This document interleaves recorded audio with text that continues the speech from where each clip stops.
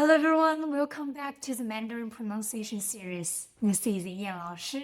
Today, we are covering two things that will make reading and writing Pinyin much clearly for you. First, the rules for where to place tone marks. Second, the neutral tone, which we briefly mentioned back in episode 1. Let's start with tone marks. When you have a single vowel in a syllable, it's obvious where the tone mark goes, right on that vowel. But what about syllables with two or more vowels together? For example, I, O, U, which vowels gets the tone mark? There is a clear priority rule, and once you know it, you will never have to guess again. The rule is based on this order: A, O, I, U, Ü. Whichever vowel appears earliest in the list gets the tone mark. Before we look at some examples, two quick notes. First, when a tone mark is placed on the letter E, the dot disappears. So it would return like this, with tone mark on top.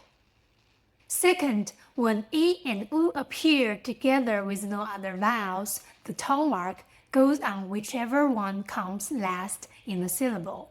So, no matter is wei or you, the tone mark is always at the end. We will see this in the examples. For example, mao. This has a and o in its pinyin. A comes first in our list, so we put tone mark on a. Fei, fei, we have e and e in the pinyin, and goes first, so the tone mark is on u. Third one, hou, follow the same rule. Gui, when the e and the wu are together, we always put the tone mark at the end. Another quick reminder from previous episode, when ü follows ji, qi, xi, and i, the two dots are dropped and written as u. We have some example here. 居, 去, 许, yu. The two dots are kept after n and l. No matter what, the vowel is still u and it still follows the priority rule.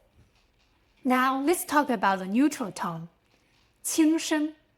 Back in episode 1, I mentioned there are 4 tones. A, plus a neutral tone we'll cover later. This is that episode. The neutral tone has no tone mark at all. It's short, light, and unstressed. You say it quickly without putting any emphasis on it. For example, ma here, we have a first tone, ma, ma. The neutral tone would be ma, ma. One thing to know, the pitch of the neutral tone is influenced by the syllable before it. So it will sound slightly different each time. Don't try to control it. Just keep it short and light, and it will fall naturally into place. The neutral tone appears most commonly in a few situations. Sentence particles. Small words added to the end of sentences. For example, 吗? Question particle. 你好吗? 你好吗? N. Follow-up question. 你呢? 你呢? The possessive. 我的书. 我的书. The completion. 我吃了. 我吃了. Emphasis. 好啊. 好啊. Number 2, repeated words. 看看. 看看. 妈妈. 妈妈. 弟弟. 弟弟. 姐姐. 姐姐. 3 common words. 我们. 我们. 谢谢. 谢谢. One last thing before we finish. As your Mandarin improves, you will notice that tones sometimes shift depending on what comes before or after them. The most common example, and one you will hear right away, when 2 third tones appear back to back, the first one sounds like a second tone. So, 你好, 你好, which has 2 third tones, is actually said as 你好, 你好. You probably say this word every day without realizing the first tone shifted.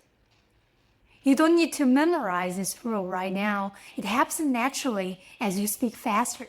But now you know why, so you won't be confused when you hear it. Let's practice more with some tongue twisters. 你好吗？我很好。你好吗？我很好。你好吗？我很好。谢谢你。你呢？你好吗？我很好。谢谢你。你呢？我也好。你吃了吗？我吃了。你呢？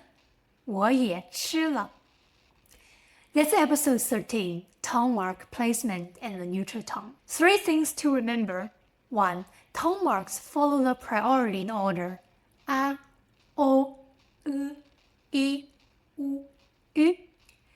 2. When I and U appear together alone, the mark goes on the last one, and the dot on I disappears, gets a tone mark. 3. The neutral tone is short, light, no pitch, just let it flow naturally. In the next episode, we will bring everything together with a full review and practice session. Enjoy your study. See you in the next episode. 再见。